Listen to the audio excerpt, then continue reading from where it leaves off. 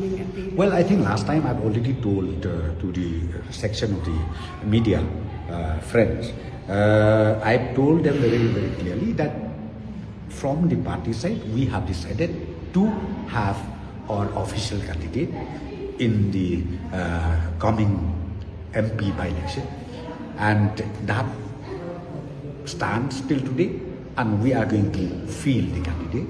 And then your question saying when or who will be the candidate, that will be accordingly informed to you sooner or later. Okay? Will you again have an alliance with BJP like what you've had in Well, right now the decision is taken by the party NPP.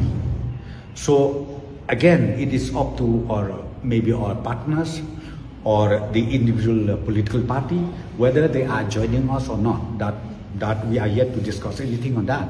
But let us see what is their opinion, what is their mind. So, but from our side, from the party side, we have decided that we will field the candidate in this coming by-election of Shillong Parliamentary